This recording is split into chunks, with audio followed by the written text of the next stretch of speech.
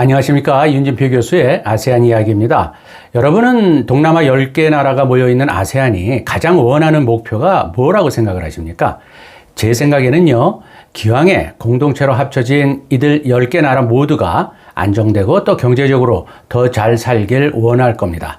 그렇다면 이걸 이루기 위해서 어떻게 하는 게 과연 제일 좋겠다고 생각을 할까요? 그건 바로 연계성 강화라는 계획 달성으로 정리가 됩니다. 연계성이란 개념은요, 아세안 공동체 출범과 함께 제시된 핵심 개념이자 목표입니다. 2016년 아세안 공동체가 공식 출범하면서 아세안은 느슨한 형태의 협력체에서 함께 결정하고 행동하는 하나의 공동체로 전환되었습니다.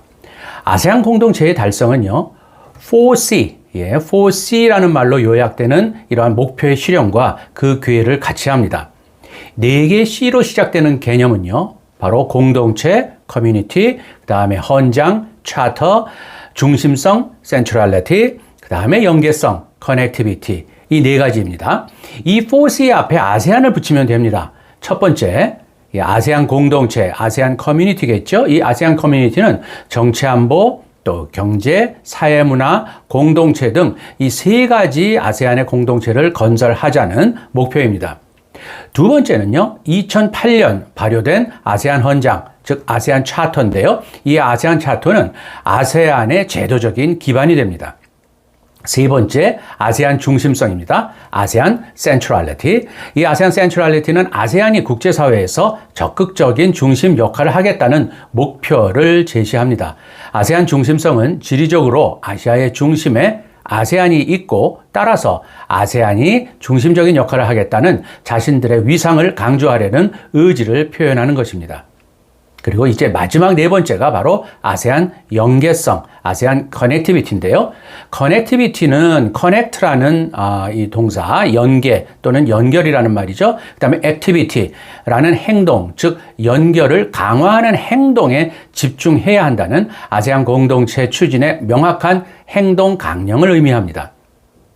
연계성을 강화하는 것이 아세안 공동체가 발전하기 위해서 제일 중요한 행위라고 못 박은 것이죠. 연계성은 3가지 차원, 3가지 차원으로 구성이 되어 있는데요.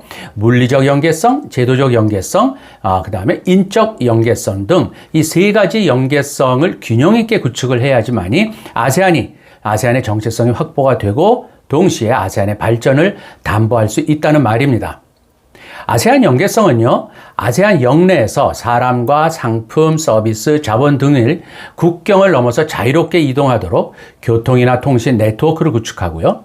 또 관련된 법적, 제도적인 여러 장애물들을 제거하고 국민들의 접촉과 교류를 장려함으로써 궁극적으로 아세안 내의 개발 격차를 해소하고 전체 발전을 이룰 수 있다는 판단에 근거합니다. 이를 좀 더 구체적으로 말하면요, 아세안 연계성은 교통, 정보통신, 에너지 등 이러한 그 물리적인 연계성하고 그 다음에 무역 투자 및 서비스의 자유와 간소화, 그 다음에 상호 인정하는 제도의 마련, 또 영내 교통 협약, 또 역량 증대 프로그램 등등을 가동시키는 이러한 제도적인 연계성, 그리고 마지막으로 사람 중심, 교육과 문화, 관광 등의 인적 연계성 등으로 구성됩니다. 아세안은 아세안 국가들의 연계성 강화에 대한 청사진으로요, 아세안 연계성 마스터 플랜 2025, 마스터 플랜 온 아세안 커넥티비티 2025를 만들었는데요. 여기는 지속 가능한 인프라, 또 디지털 혁신, 원활한 물류, 제도의 혁신, 인적 이동성 등 5대 전략 분야를 설정을 하고 구체적인 성과 달성을 위한 행동 계획을 가지고 있습니다. 2024년 금년도 바로 아세안 의장국이 라오스인데요. 라오스는 2024년의 아세안 정상회의 주제를요, 바로 연계성과 회복 탄력성 강화, Enhancing Connectivity and Resilience라고 정했습니다. 아세안 연계성 강화는 이렇듯이 아세안이 가장 심혈을 기울이는 핵심적인 목표라고 보시면 됩니다. 따라서 우리나라도 이런 아세안의 움직임에 맞춰서 대응해야 할 필요가 있겠죠. 우리나라는 아세안과 2010년 전략적 동반자 관계 수립에 이어서 2024년에는 포괄적 전략 동반자 관계, 이게 CSP, Comprehensive Strategic Partnership이라고 하는데요. 이 CSP로의 격상을 현재 추진 중에 있습니다. 아세안 연계성 관련해서 현황 공유와 또 한국 기업의 아세안 진출 지원을 목표로 해서 한국에 있는 아세안 센터가 주관하는 아세안 연계성 포럼이 개최되고 있습니다. 금년도에는 1월 9일 제11차 아세안 연계성 포럼이 열려서 아세안 연계성 강화를 위한 한국의 역할과 또 기여 방안을 논의했습니다.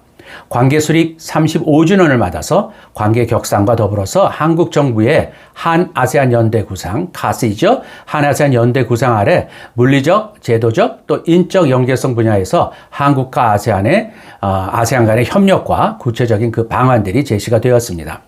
물리적 연계성과 관련해서는요, 한국은 한 아세안 디지털 혁신 플래그십, 또 스마트 모빌리티 포괄적 협력 등의 사업을 통해서 아세안 내의 연계성을 높이고 또 영내 디지털 협력 기반 조성과 지속 가능한 인프라 구축을 지원해 나가야 됩니다.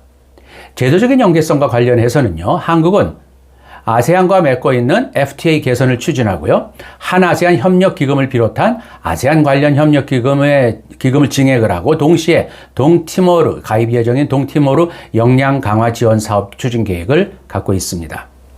인적 연계성 관련해서는요, 한국은 아세안의 활발한 장학 사업과 학술 교류를 확대하고요, 또 차세대 교류 강화에 집중하고요, 한 아세안 센터하고 또 부산에 있는 아세안 문화원 등을 통한 문화 관광 교류 증진을 적극 수행해 나가겠다고 약속을 했습니다.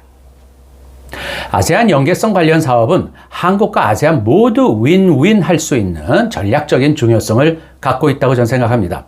서로에게 도움이 되면서도 특히 아세안이 바라고 있는 연계성의 핵심 능력 강화에 주력하는 사업 방안들이 실행된다면 아세안과 한국 모두에게 발전할 수 있는 그런 상생 발전의 좋은 모델이 될 수 있다고 기대합니다. 이를 위해서는 보다 더 적극적인 한국 정부의 추진 동력이 필요하겠죠. 지금까지 아세안 연계성이 무엇인지 또 그 내용과 중요성에 관해서 오늘은 말씀드렸습니다. 들어주신 여러분 대단히 감사합니다.